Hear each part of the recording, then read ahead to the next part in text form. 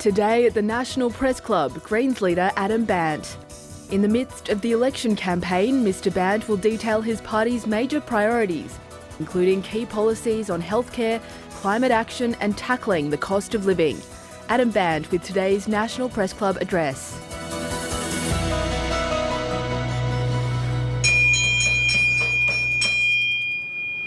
Hello and welcome to the National Press Club of Australia for today's Westpac address. My name is Julie Hare. I'm a director here at the club and the education editor at the Australian Financial Review. Adam Bandt is the leader of the Greens, as you all know, and has been in federal parliament since 2010, when he was elected as MP for the very hipster inner city seat of Melbourne. He succeeded Richard Di Natale as leader in 2020. Bandt grew up in Adelaide and then Perth, where he attended the wonderfully named Hollywood Senior High School, which is now long gone, and then on to Murdoch University, where he'd claimed degrees in arts and law. He later collected a PhD from Monash University on the theories of Karl Marx, in which, according to the Herald Sun, he concluded that the father of communism did not offer a proper explanation for what was happening in the 21st century society, and that was pre-Trump. It is reported that his first political act was while still as a school student, when he joined a demonstration protesting the arrival of a nuclear-powered ship in Fremantle and was, for a very hot moment, a member of the Labor Party. He left because of the introduction of HECS by Bob Hawke in 1989. Adam moved to Melbourne, where he worked as an industrial relations and public interest lawyer with Slater and Gordon, rising to partner. Having entered politics in 2010, Bandt has turned Melbourne into one of the safest seats in the country, gaining 49.6% of the primary vote in the 2022 election. An article by Margaret Simons in The Monthly in 2020 provided this delightful tidbit into Adam's background. His forebear, John Friedrich Ludwig Bandt, fathered 23 children with 2 wives. I imagine they were exhausted. Following a speech on this stage last year, journalist Jay Grieber with the ABC wrote it was enough to make Donald Trump blush. Let's hope he can do it again today. Please welcome Adam Bandt. Thanks very much, Julie.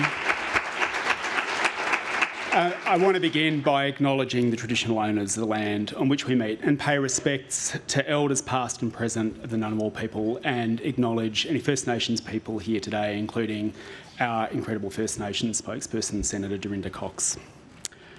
For years now, people have been told that if you do the right thing, get an education, work hard and follow the rules, you'll be able to afford a home and build a good life for you and your family. For many, it's not like that anymore. You study and you end up saddled with debt. You try to find a place to rent, but the rent keeps going up. You get a job and try to save for a home of your own, but it's getting harder and harder to reach. And while everything keeps getting more and more expensive, the climate crisis keeps getting worse. You do everything that was asked of you, everything that previous generations and politicians have done to set themselves up, and you still can't get ahead. Or you've raised a family, worked your whole life, and because you're retiring without enough, you're at risk of becoming homeless if something goes wrong. If you're in this situation, you're not alone. You're not alone. And you need to know that it wasn't always this way in this country. You deserve better. You deserve a government that does more than just tinker around the edges while the problem gets worse. You deserve better than being made to pay more tax than the 1 in 3 big corporations in this country that pays $0 tax. And even if you're not at breaking point yourself, you know that this is a very dangerous place for our society to be, because it risks breaking the promise of handing to future generations a life better than what came before. And if governments don't look after everyone, then the likes of Trump get a foothold. At this election, you have a better choice. You don't have to choose between the timid and the terrible in this battle of the Band-Aids. You can vote for a future for all of us. Over the last 12 months, the Greens have released a comprehensive social democratic platform centred around the idea that in a wealthy country like ours, everyone should be able to afford the basics. We can protect our environment and do what the science demands to stop the climate crisis from getting worse. Our cost of living plan is a future for all of us.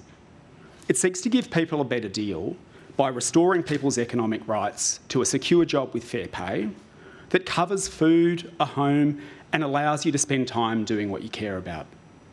To be free from being ripped off and exploited by big corporations and billionaires, whether it's at the supermarket, by the banks, or big tech. To have the right to decent housing, because housing is a human right. The right to universally accessible medical care, including mental health and dental care. World-class free education, from early learning to public schools to TAFE and university, like the Prime Minister had. Income support above the poverty line. Safety and equality for women at home and at work, and a government that tackles sexism. Electricity that's publicly owned, renewable, and provided at close to cost price. We need public services that, wait for it, just work. Whether it's housing, health, education, public transport, these can be world-class, provided free or heavily subsidised, like 50-cent fares for buses, trains, ferries and trams. All of the above is common sense. It's all possible if we just make the big corporations and billionaires pay their fair share of tax. And it's more important than ever that government puts up a big umbrella to protect us from Trump's fallout. This election, the Greens have announced 3 priorities so far for minority government negotiations, things that we could get done by the end of this year. Dental into Medicare. Protecting our environment by ending native forest logging. Free, universal, high-quality childcare. And today we add a 4th, our plan to fight for renters and first home buyers. This election, the Greens are the party of renters and first home buyers. We'll also have more to say about climate and other matters, so stay tuned. But to foreshadow our climate announcement, this election we have a once-in-a-generation chance to stop new coal and gas mines. You can't put the fire out while you're pouring petrol on it. Labor has approved over 30 new projects, coal and gas projects, since coming to power, and Dutton would drag us into the dark ages. We've seen that Labor can't be trusted to protect the climate or the environment. The Prime Minister scrapped his own environment laws because the coal and gas corporations told him to. And during budget week, Labor and the Liberals gutted Australia's laws for the rotten multinational salmon corporations. According to the Australian Conservation Foundation, as this term of Parliament ends, we now have weaker environment laws than when it began. That is a disgrace. The Greens can deliver. Last time there was a minority parliament, we secured world-leading climate laws and we got dental into Medicare for kids. Now it's time to finish the job and get dental into Medicare for everyone.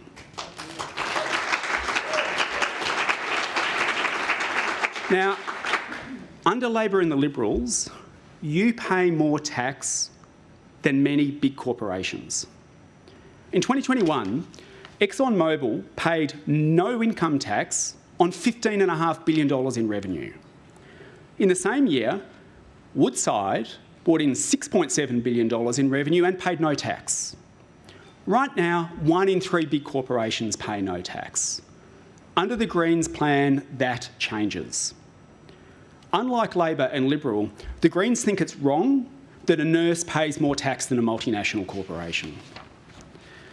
Labor and the Liberals are funded by the big corporations that are causing the crises. The big banks, the big supermarkets, coal and gas corporations. It is why Labor and Liberal won't act. The major parties are delivering for big corporations, not for everyday people. The Greens don't take donations from big corporations. We can't be bought and we won't sell out. Corporate profits at the moment are at record highs. The wealth of billionaires is growing at record rates. And in Australia, they made $67,000 an hour in the last year. Economist Ross Garnaut says our economy is dominated by corporate rent seekers, where a few big corporations in mining, gas, supermarkets, banks, retail and gambling are making excessive profits. These profits are too high and they don't pay enough tax. And did you know that most gas corporations don't even have to pay for the gas that they take out of the ground? They get it for free. They get it for free. And then they get to ship it overseas, together with the profits, tax-free as well. Under Labor, beer drinkers will pay $4.8 billion more on beer tax, excise, than the gas corporations do on gas tax over the next 4 years. These corporations are actually profiting from the crises that we all face, with the active support of both major parties. Whether it's the coal and gas corporations fueling their profit from the climate crisis, banks making billions from the housing crisis, or supermarkets gorging themselves off people's need to eat. And we can all feel it. We feel it at the checkout, we feel it when we pay the insurance on our home or get the latest energy bill. The billionaire class's extreme wealth distorts and damages the economy, it pollutes the environment and destabilises politics here and around the world. And we can see it playing out in America right now, with the billionaires standing over the president as he creates laws which benefit them and are a danger to us all.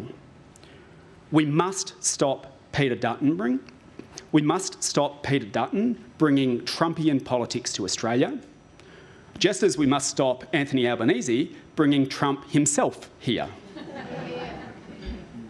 In the time that it takes me to give this speech, Trump fan, Liberal Party donor and climate change denier Gina Rinehart will have made more money than many working people in the country make in an entire year.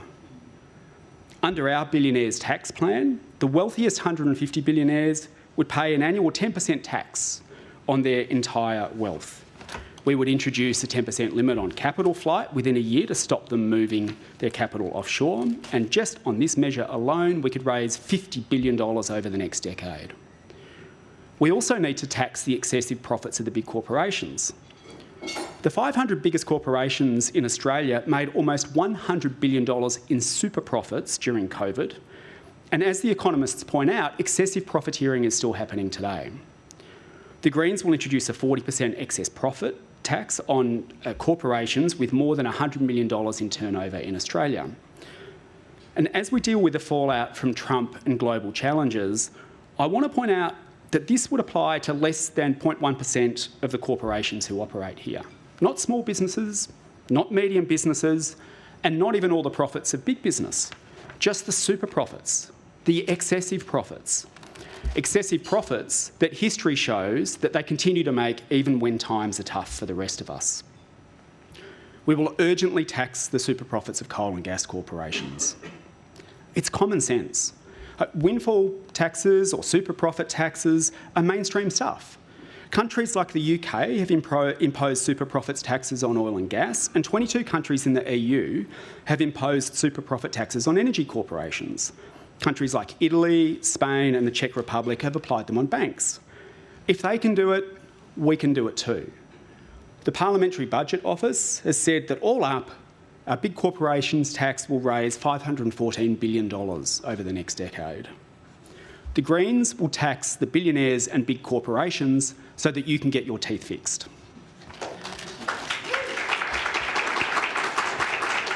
Now I want to talk about housing for a moment. Nothing is more urgent than housing, and we are at breaking point. On housing, the Greens are refusing to join in this battle of the Band-Aids between Labor and the Liberals. Their approach is breaking the social contract and it's tearing the country apart. Our proposal is a serious attempt to restore and protect everyone's economic rights, giving younger generations and renters a chance at home ownership while protecting mum and dad investors.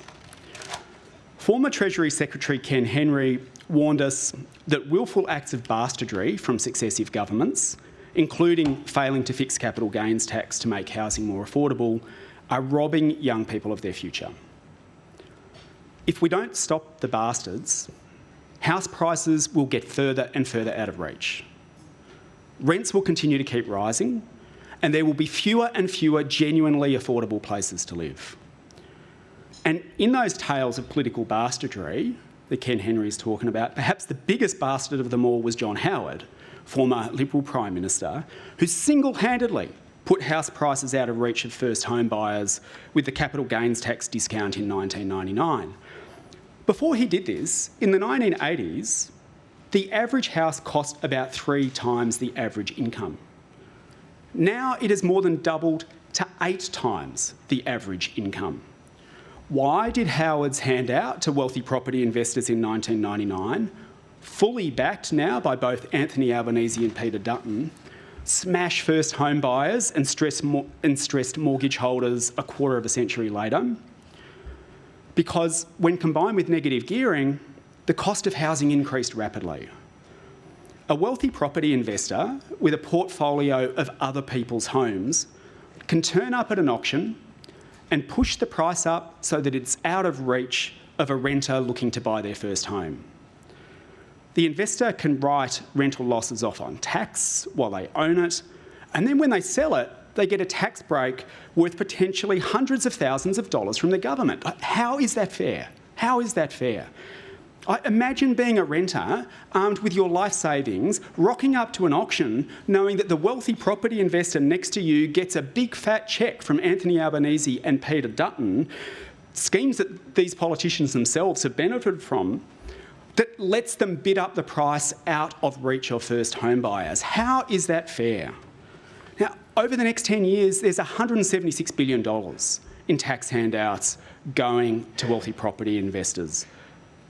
Anthony Albanese and Peter Dutton give more help to someone who owns 5 homes to go and buy their 6th than they do for someone trying to buy their first. That is wrong. That is just wrong. If you earn your money through wages, you have to pay the normal tax rate, but people who have 15 houses get a 50% discount on their tax when they sell those properties. It's a government-sanctioned rort for the wealthy, with 80% of the gains from capital gains tax handouts going to the top 10% of income earners. This is wrong. It's a Liberal scam backed by Labor, and it is tearing our country apart.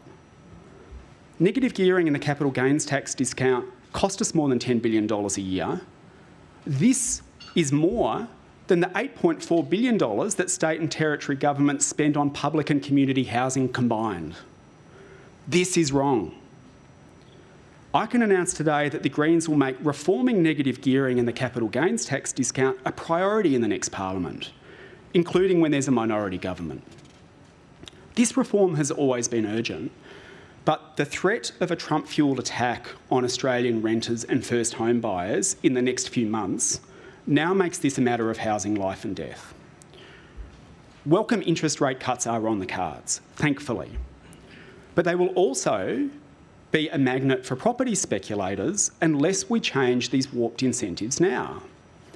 Renters and first home buyers may get smashed even further in the next few months as wealthy investors spooked by Trump leave stocks and shares and pile into property, pushing house prices into the stratosphere. Investors with big money behind them could jump into the housing market because of these incentives and lower interest rates, while first home buyers with their life savings would be priced out of the already overheated market. If you think it's a horror show on real estate websites now, it could be about to get much worse unless we reform negative gearing and capital gains tax discounts now. We need to act urgently, within weeks after the election, to protect renters and first home buyers from Trump's fallout.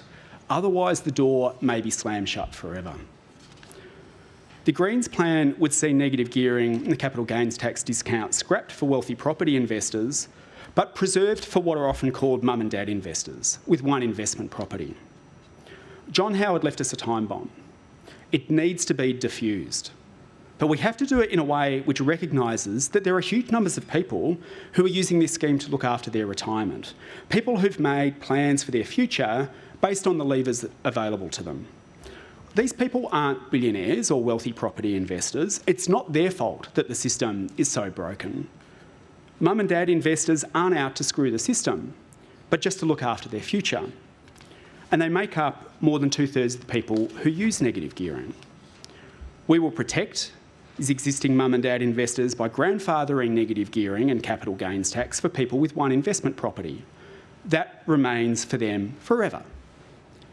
But in the future, the capital gains tax discount will be replaced with the indexation method that used to be in place under Keating. It won't be available for residential investment properties, and future purchases or more than one existing investment property won't be eligible for negative gearing. If you want to buy more than 2 investment properties, that's your prerogative. But you shouldn't expect a giant government cheque to help you buy your 3rd, 4th or 15th house while millions have none. Like, it's just basic fairness.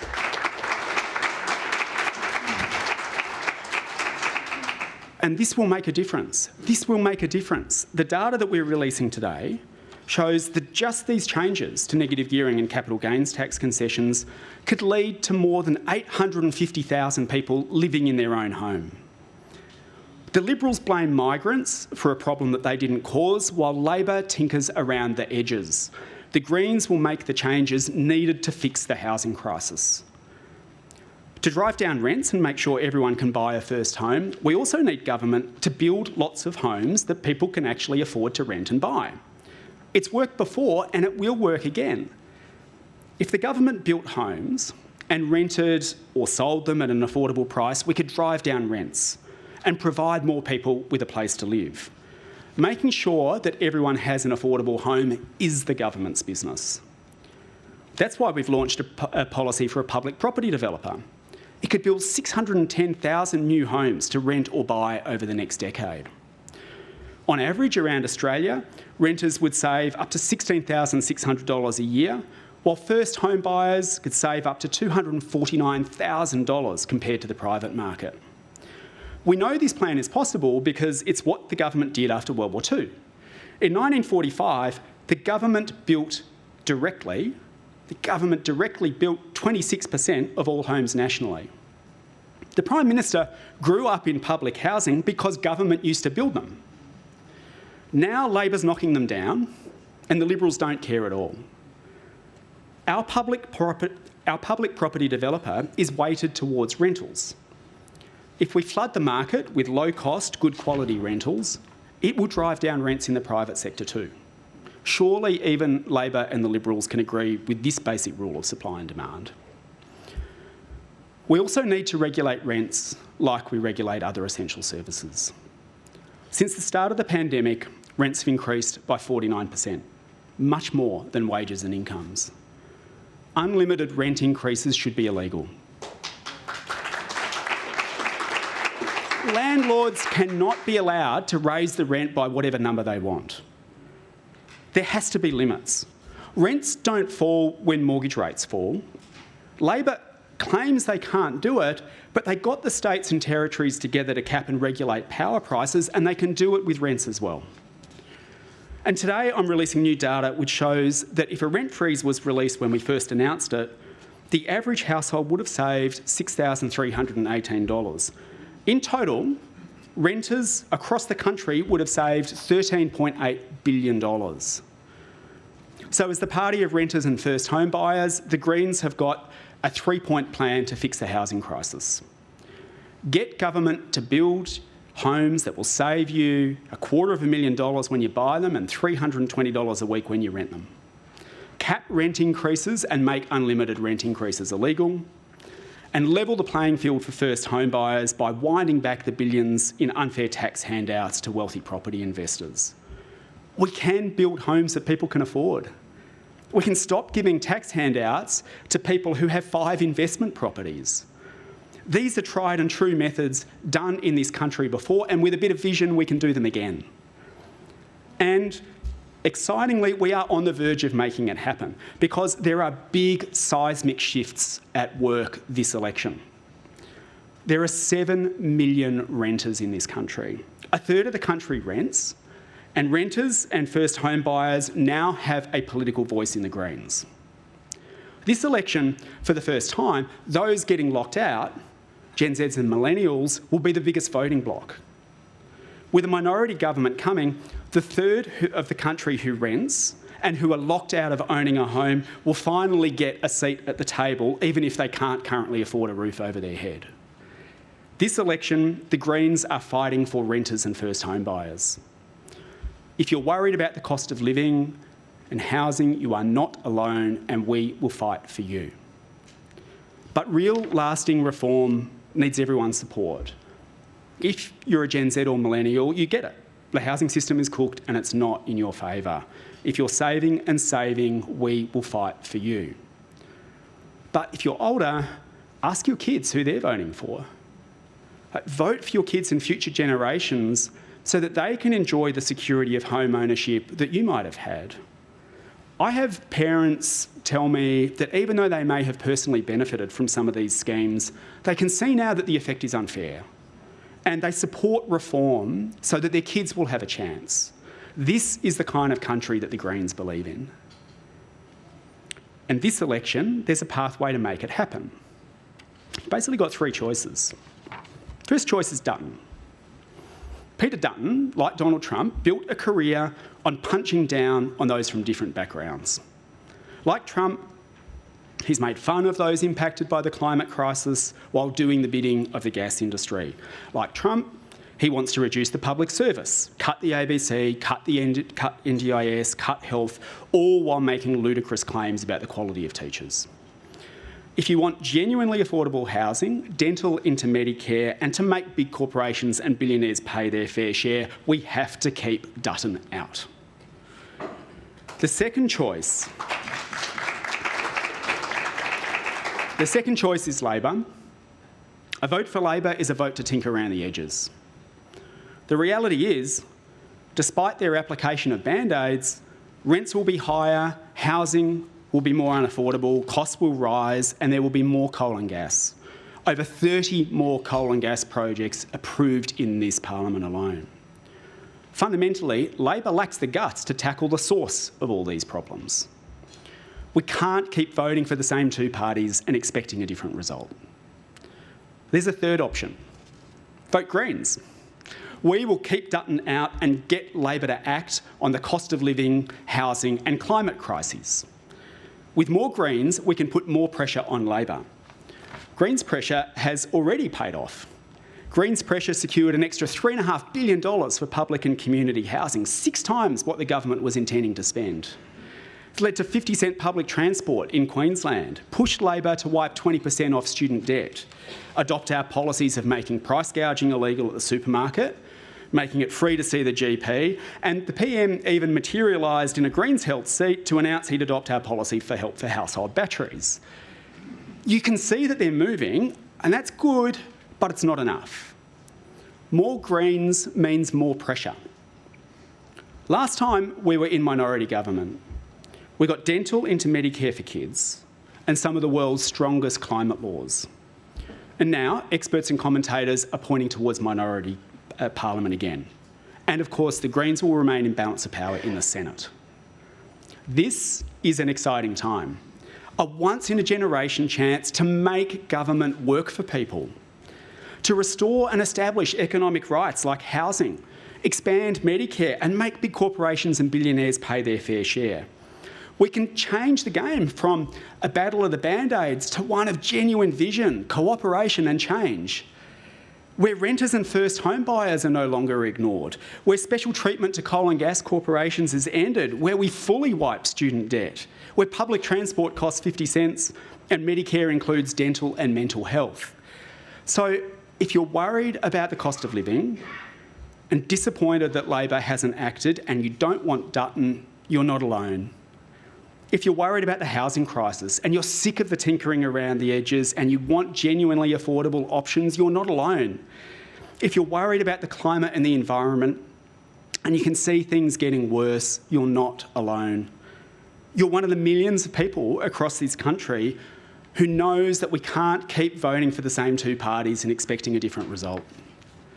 The Greens are within reach of winning seats right across the country, and in a minority government we can make things happen. We're within reach in Wills, Macnamara, Richmond, Sturt and Perth.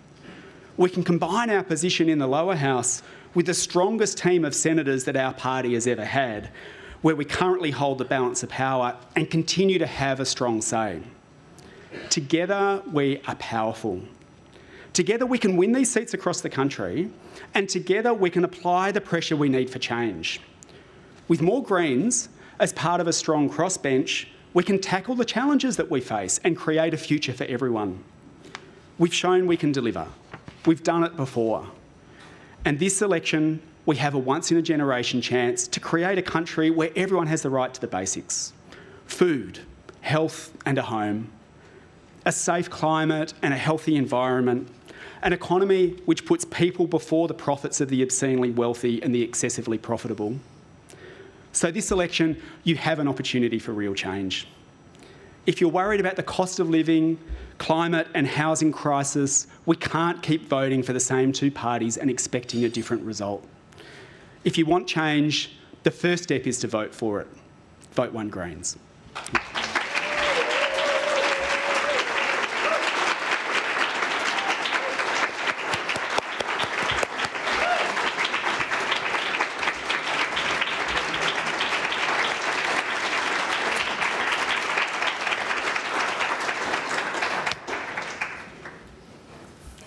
Thank you very much for your speech. Obviously, some very strong policy ideas around housing. You've got a number of your colleagues in the room today, but your spokesman on housing is not here. A year ago, he was possibly one of the most high-profile politicians, non-mainstream politicians, or even more generally, in the media that had a very loud voice and was being listened to. Where is Max Chandler-Mather today, and has he been gagged? Max Chandler-Mather has helped us craft this policy and is the reason that we are having a national discussion about how to make sure that renters and first home buyers have a chance. Like, finally, thanks to the advocacy of Max Chandler-Mather, backed by all of us, the third of the country who rents has now got a voice at the table.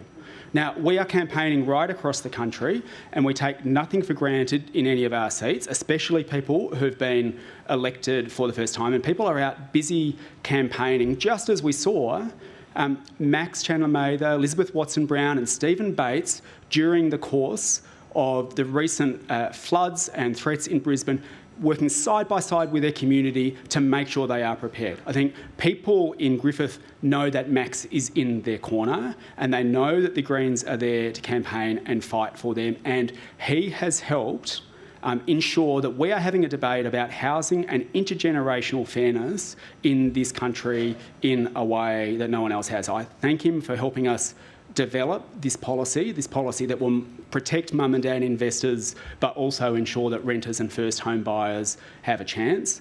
The Greens are the party of renters and first home buyers, thanks in large part to the terrific work he's done as our housing spokesperson.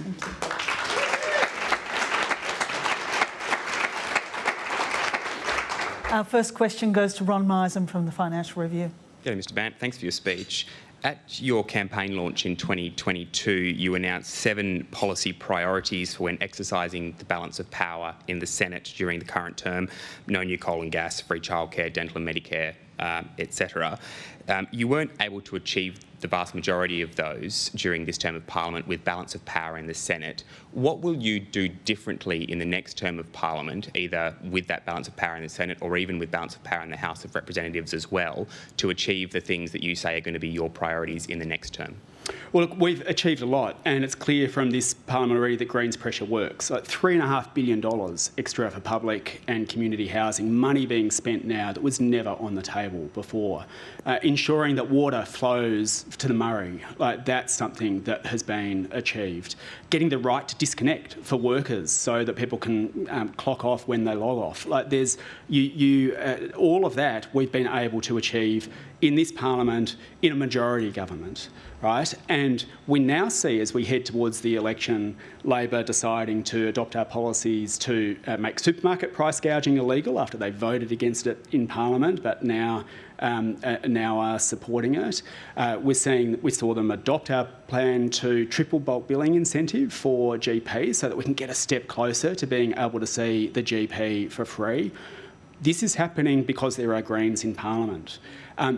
When we were in minority parliament last time, we got dental into Medicare for kids. Like, we have a track record of delivering. More Greens in parliament gives us greater chance of getting these outcomes. Now, one of the things I've noticed about this place over the years is that they all say no, no, no, no, no until they say yes. Like, the Greens were the only ones pushing for marriage equality for years. All the other parties said no, no, no, and then they said yes. We're the only ones pushing for a national anti-corruption commission. They said no, no, no, no, no, until they said yes. Like, what it shows is that with more Greens in Parliament, we're getting to put these ideas on the table. And I think the next Parliament, the reason I think it's such an exciting opportunity and the ability to actually get a lot of these things done is that there are big shifts happening.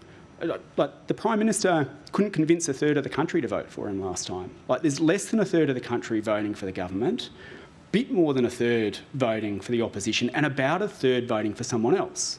Like, people are realising that we can't keep voting for the same two parties and expecting a different result, and they want more voices at the table. And I think as that flows through to the election, and there are more voices at the table, as there have been in the Senate now for a period of time, there's going to be an obligation on those old parties to listen to new ideas. Like, that is what people are crying out for. And I think it would be incredibly popular to put dental into Medicare. Like, the things that we are putting on the table would be things that I think would stand the next government as a beacon of progressive reform that would go down in history. Like, that is the exciting opportunity that is there for us. So I think, short answer is that I think times are changing. People want more voices at the table, and they want governments to listen to the ideas that are being put there, work together, because good ideas should be implemented. And it's about time that things like dental into Medicare became a reality. Can I just quickly add that one of the key things that you would have in the House of Representatives over the Senate in terms of balance of power is that the confidence lever, being able to have a sway in a vote of confidence in a balance of power. Is that something that you would consider using to achieve your objectives and aims? I would expect that the government will respect the parliament that the Australian people choose. I'd be astounded if they didn't. And what we know is that there are going to be more voices in the next parliament and greater diversity, and that is a good thing. That puts an obligation on us, I think, to work together, right? To work together and to ensure that we get outcomes for people. One of the things I learnt from last time in 2010 is that there's the ability to get things done at the start, and then there's the ability to get things done during the course of the parliament. And at the start, we got dental into Medicare for kids. Right, we got dental into Medicare for kids and world-leading climate legislation. And then we got more reforms as the parliament went on. So yes, in that situation where Labor or Liberal doesn't have a majority, we keep Peter Dutton out and we would get Labor to act, using that position that you described, but also during the course of the parliament, continuing to put good ideas on the table and getting them passed. Thank you. Thank you. Tessa Conomu from the AAP. Thank you very much for your time today, Mr. Bandt. Sorry. In March, your party unveiled a costed policy for new military programs. Do you intend to make your backing for a potential minority government contingent on cutting military spending and dumping AUKUS? So we've outlined what our priorities are and the priorities that we put on the table in that balance of power situation, ending native forest logging, getting dental into Medicare, making childcare free and housing reform. And we'll announce more as we go on. We think we can win the argument about AUKUS on its merits. Now is precisely the wrong time for Australia to be joined at the hip to Donald Trump. Like, not only are these AUKUS submarines never going to arrive, because they're not building them fast enough and the US government has said they don't consider giving them to Australia as a priority, but they're about joining Australia at the hip to a dangerous demagogue in the United States, and they're not about defending our country, they're about joining Donald Trump in his next attack that he wants to make on someone else. Like, our position should be about defending Australia, not joining in Donald Trump's next war of aggression. So we think we've got the Australian people behind us on this. We think we've got the Australian people behind us on this, and that this is an argument that we can win. And can I say with Trump, like Labor and Liberal have tied us so closely to Donald Trump's America over so many years now that it is time to start having a more independent relationship and reassessing our relationship with Donald Trump.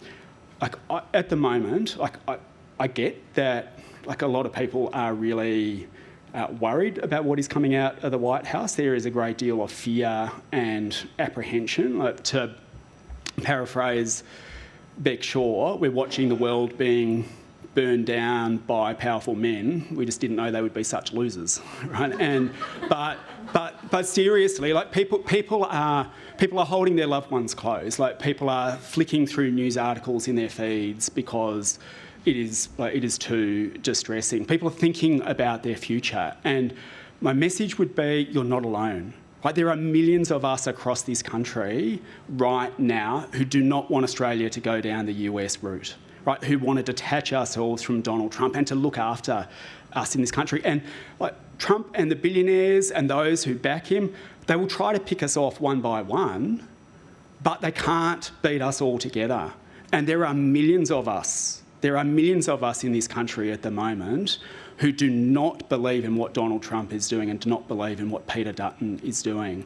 And this election is an incredible chance to say, like, we say no to that big loser energy that's coming out of the White House, and we want us to be a country where everyone is able to afford the basics and where we are not joined at the hip to Donald Trump the next time he decides to go and press the nuclear codes and go to war.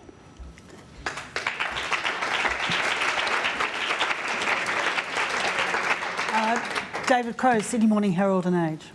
Thanks, Julie. Thanks, Mr Bandt, for your speech. And I want to follow up on Tess's question there, because it's the biggest issue around at the moment, what Donald Trump is doing, the tariff war and the implications more broadly from that. What should Australia do? What should the Parliament do in response to what's happening in the White House? You've talked about AUKUS. Should we break the ANZUS alliance with the United States? You talked about conflict. If there is a conflict over Taiwan, should Australia resolutely stay out of that conflict rather than taking sides? And when you look at the geopolitics right now with what's happening in America, where do you think Australia should go in terms of its relations in the region? Should we turn more towards China as an economic partner at this time of global volatility? Australia should be a force for peace. Australia should be a force for peace, and we should do everything we can to be contributing to de-escalating tensions in the world at the moment. If there was a conflict, including an armed conflict between the US and China, it would be devastating for the world, as well as being devastating for Australia. We're in a position where we've got relationships with both countries. And we are in a position to now start joining with those other countries that Donald Trump is attacking and saying we need a new way of doing things that puts peace first, And at the moment, Labor and Liberal have completely 100% put us in Donald Trump's pocket and given us next to no room for manoeuvre at all.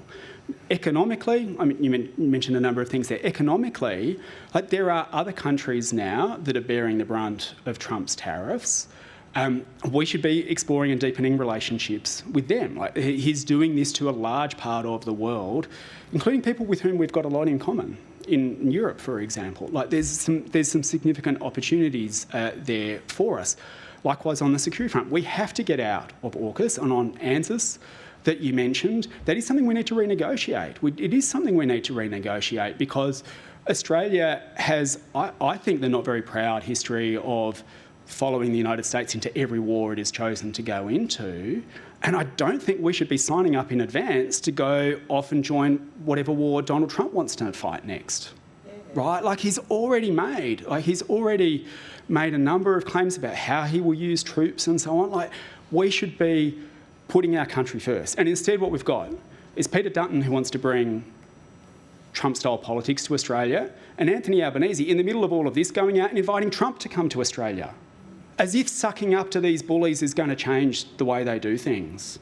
No, we have to put our country's interests first, be a force for peace, and de-escalation, and start exploring and extending economic relationships with those other countries who are also in the firing line of Trump, because that is, I think, how we'll set ourselves up for the future. And it also begins to pave the way to isolate him. And that's what you should do with bullies like that. Work with others and isolate him.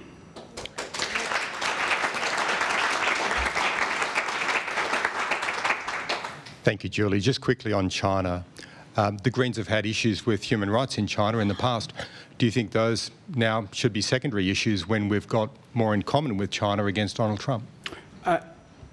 We've continued, and in fact we're the first people, I think, in this parliament, like including during the mining boom when no one else wanted to raise these issues, we were the ones raising human rights issues, and we've continued to do so. And we've continued to do so and continue to say that they're important. Of course they're important.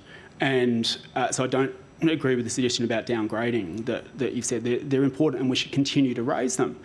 But again, I make the point, we're in actually quite a good position of having strong relationships with both of them, and we should be using that to de-escalate.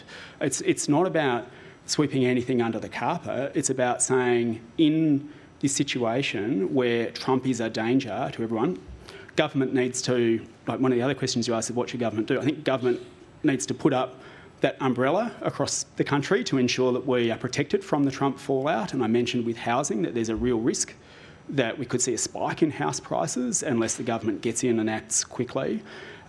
So protect our people. Like, now is precisely the right time to be investing in things that make our society more equal and that hold us together, because a more equal society is a more cohesive society, is a more secure society.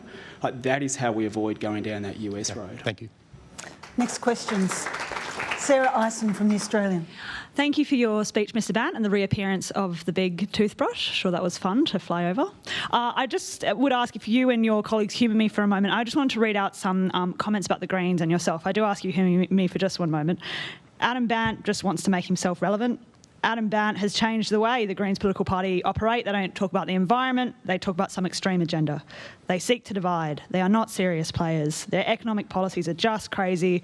Greens are throwing their lot in with thuggery. Misinformation is being constantly and deliberately spread by some Greens senators. The Greens are a full-blown protest group, and then there are comments about accusing the party of anti-Semitism. These are not comments from the Liberals. These are not comments from some lobby groups or certain think tanks. These are comments from Anthony Albanese, Richard Marles, Jim Chalmers and other members of the Labor Party. So I wanted to ask you, Mr. Bandt, are you seriously going to continue to help the Labor Party with your preferences, and potentially more importantly, are you confident that you could work cooperatively and functionally with Labor in a minority government arrangement? Look, our plan, our position is very, very clear. We'll keep Dutton out and get Labor to act. And despite the bluff and bluster, like during the course of this parliament, we have successfully negotiated and passed a huge amount of legislation, and people in public and community housing are $3.5 billion better off, thanks to the Greens. Workers around the country, thanks to our negotiations and pressure with Labor, now have the right to disconnect outside of work hours. And there's laws that help protect our environment and help protect our water, despite the best efforts of Anthony Albanese and Peter Dutton to work together to tear them down. So, I expect they're going to say all sorts of things during the course of the election campaign. Like, none of that surprises me. But at the end of the day, the government can't convince a third of the country to vote for it, right? And the opposition gets a third of the vote, a bit more, and about a third of the country is voting for someone else. And I think this will be the election that the penny drops for the major parties, that they can get together and change the electoral rules to try and prop up the system in their favour, but it's not going to work. Like, it is not going to work. We have people around the country at the moment, we have renters in houses where the doors don't lock and the window's broken and there's mould on the walls, and Labor and Liberal are saying, oh, the landlord should be able to put up the rent as much as they like. There's 7 million people renting in this country, and that's what Labor and the Liberals are saying. Labor and Liberals today are now saying to people that they think it is right to give more money to someone who's got 5 homes to go and buy their 6th than to someone who hasn't got their first. It's just not washing anymore. The penny is dropping. People are tweaking that we can't keep voting for the same two parties and expecting a different result. Peter Dutton would be a threat to many of the things that we hold dear. He would attack climate action, he would attack the environment. He doesn't even pretend to care. He's just announced that he wants to open up more gas mines in the middle of the climate crisis. They're in a bidding war, Labor and Liberal, as to who can open up the most gas mines. Peter Dutton, we've seen him tear down things that the Greens have helped build up. That's why we want to keep him out. I would be astounded, as your question about the prospect of being able to work together, I would be astounded if the Prime Minister or anyone else refused to respect the Parliament that the Australian people choose. If he can convince 51% of the population to vote for him, then okay. But that's not it's not what's happened. That's not what he did last time. And with more people saying they want more voices at the table as part of a strong crossbench, he's going to have to learn to play well with others. Thank you. Thank you. Ben Westcott from Bloomberg. Hello, Ben Westcott from Bloomberg. Thank you for your speech, Mr. Bandt. And I listened to your speech, and I've read it now through. And so forgive me if I've missed it, but it appears to me there's not a single mention in this speech of the crisis in Gaza. And given how much of the past 18 months has been dominated by that conversation, particularly from your party, that is surprising to me. Is that an example of you softening your position on Gaza? And is it recognition of how much it potentially damaged you in the Australian electorate? I don't agree with that assessment. When the attacks on October 7 took place, and the hostages were taken and the killings happened, we condemned it. We condemned it at the time. What we also said was that as an invasion loomed on 2.2 million people walled into an area half the size of Canberra, 40% of whom are under the age of 15 and they've got nowhere to go, it was going to be a slaughter.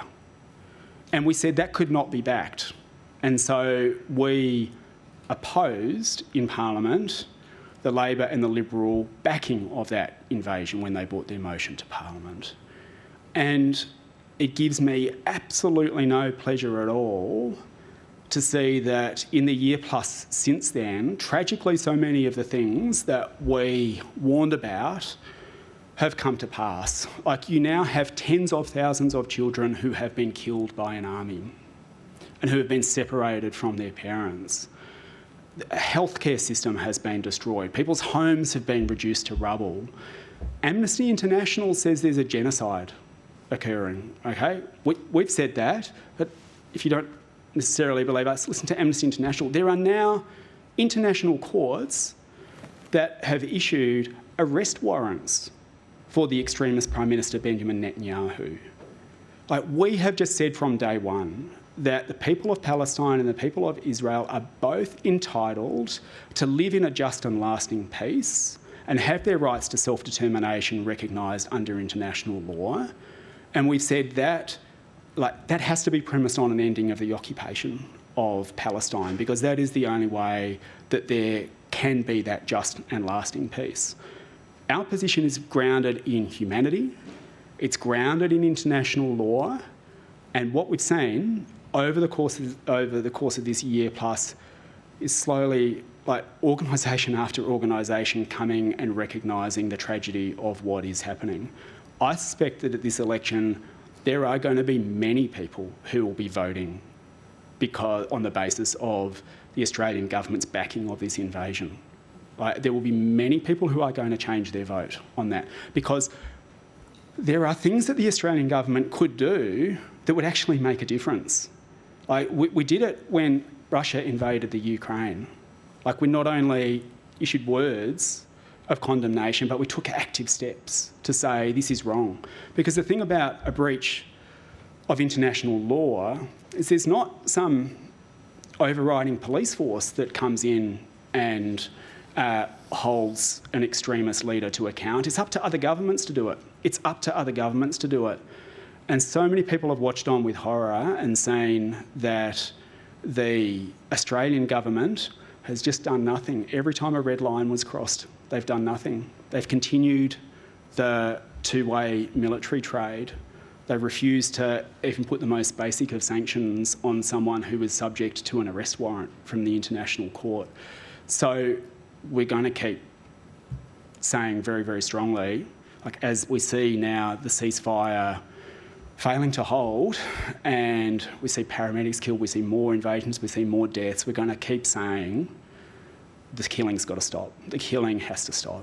Thanks very much.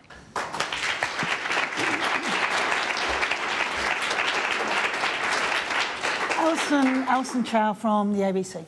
Thank you for your time today, Mr. Bandt. The Coalition last night released the long-awaited modelling for their policy. How do you feel about the export gas tax? And energy experts have said it works similarly to a windfall tax that you have talked about. So does it mean you might be able to work with Peter Dutton in a minority government? Well, look, I think Peter Dutton's made a stunning admission that there's not a gas shortage in Australia.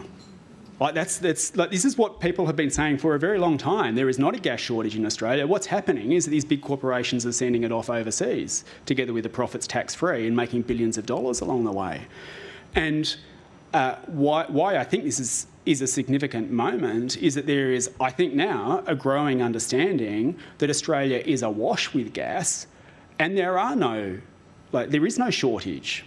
And but when it comes to the solution, you see that for Peter Dutton, it's a cover for opening new gas mines, right? It's just a cover for opening up new gas mines, and he's been explicit about this. There's a much simpler thing that we could do, Corporations like Santos, at the moment, pull more gas out of the domestic market, or pull gas out of the domestic market so that they can send it overseas and then claim that there's a shortfall.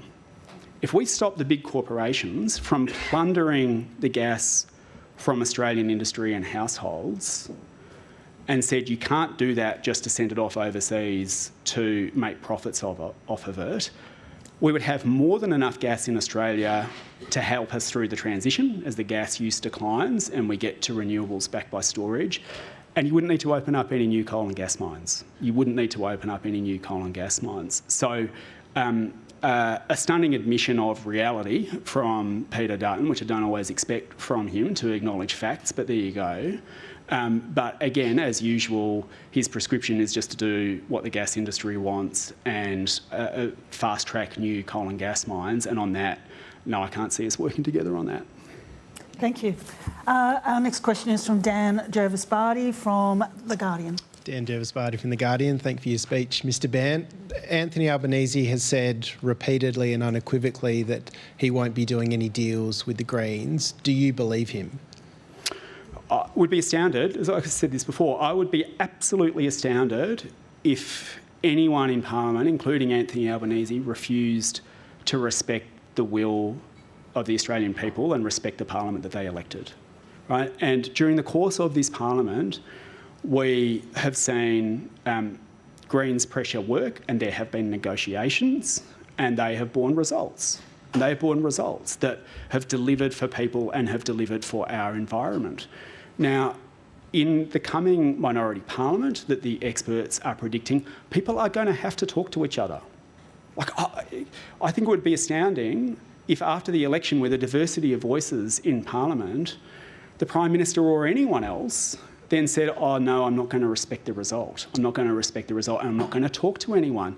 Of course there will have to be people working together. It's what people expect. So do you think he's being disingenuous when he makes those statements? Look, I expect you'll hear all sorts of stuff during the campaign from everyone. But I think what it comes down to is this. The next Parliament is going to be judged on whether it makes life better for people in this country and protects our environment and the climate. That's how it's going to be judged. Now, in 2010, we got some really good reforms for people. Dental into Medicare for kids, world-leading climate legislation, $13 billion for clean and renewable energy. We have a massive opportunity here. In the next Parliament to act. Now, if Anthony Albanese could come and work with the Greens and get dental into Medicare, end native forest logging, ensure childcare is free and fix the housing crisis, or he could go and do a deal with Bob Catter to open up a new coal mine, right? Like, if that's what he wants to go, I don't think a lot of Labor voters would support that. I think there is an expectation that in the next parliament, it's a minority parliament, that we work together. We're putting on the table what we would like to see. And again, I would just be absolutely astounded if Anthony Albanese or anyone else says, no, I don't want to get dental into Medicare, I'm not going to talk to anyone, and I'm going to take my bat and ball and go home. Like, I understand people will campaign and say things during the course of the election campaign, but at the end of the day, if that's what the Australian people decide, then we've got an obligation to work together. Are you okay to take another couple of questions because we're running over time, or do you have an appointment and need to be somewhere? Maybe one or two more. One or two more. Okay. Our next question is Corrie McLeod from Innovation Oz. Thank you very much for your address. A couple of weeks ago, I hailed a driverless taxi in the United States, and to say that the world is changing around us incredibly quickly, with technology being at the heart of it. You made some remarks earlier in your answers about sovereignty and things like AUKUS. It's been almost completely missing from both the election discussions and as well, I would say, the federal budget. Is there a role for the Greens here to be starting to talk about where technology fits into our national agenda and our sovereignty over it?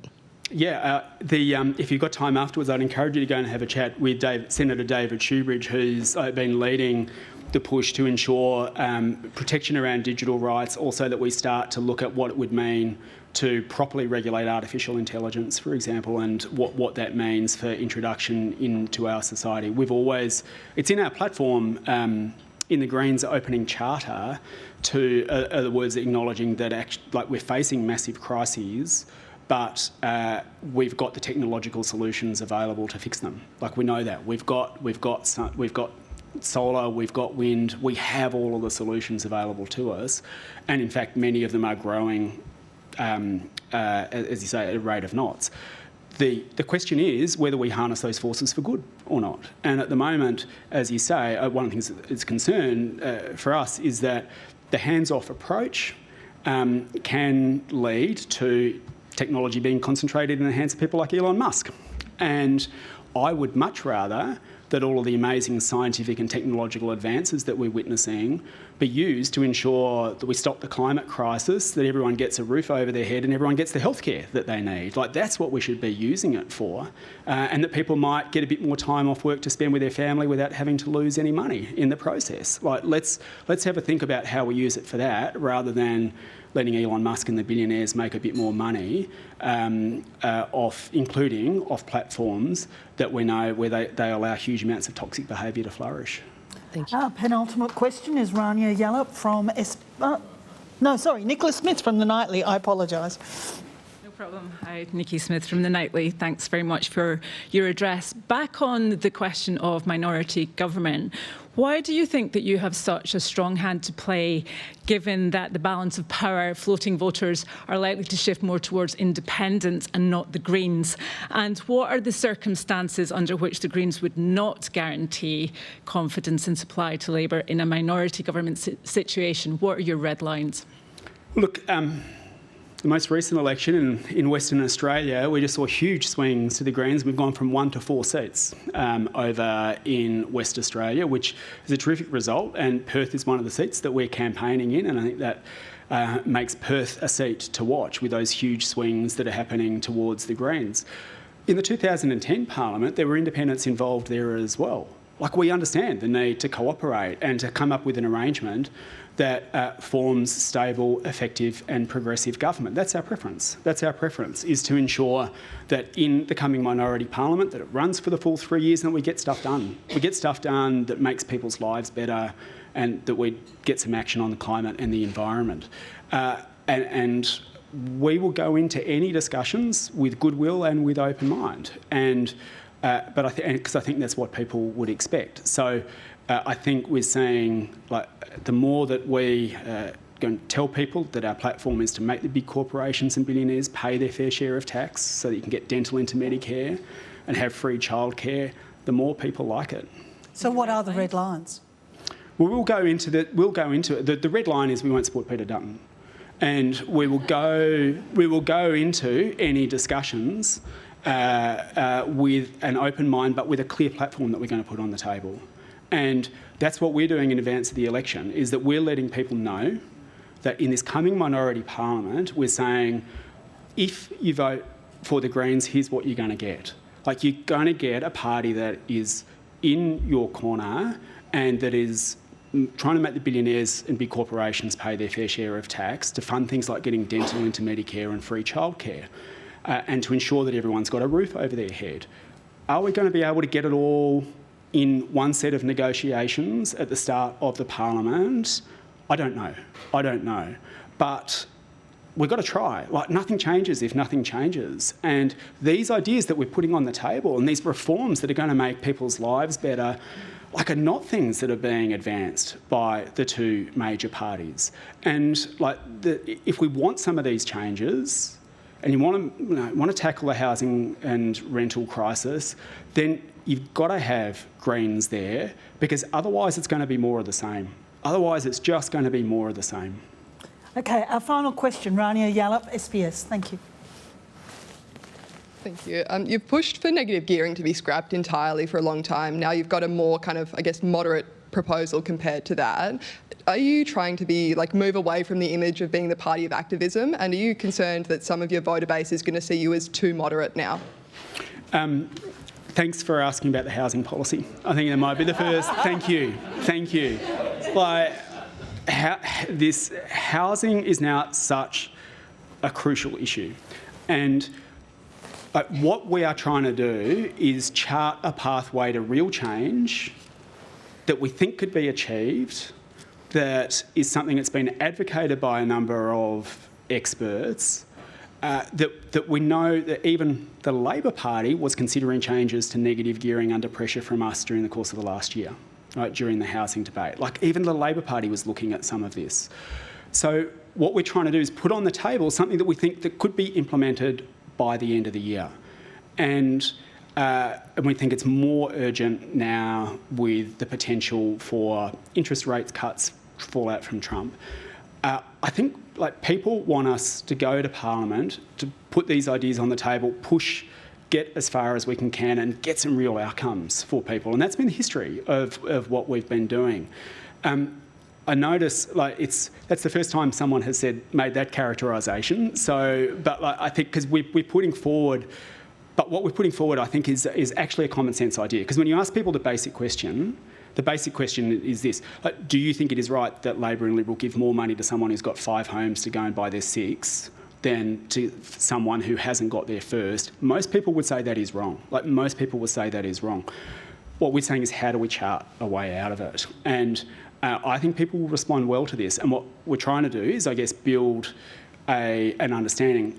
Not only are there renters and first home buyers over here who are locked out, we understand that there are people who are currently in the system for whom this might mean a lot. What's the pathway that protects everyone, that gets us there? And we think it's a good policy. And I hope that the others will consider it seriously. Adam Bandt, we have a gold membership to the Press Club. Thank you very much.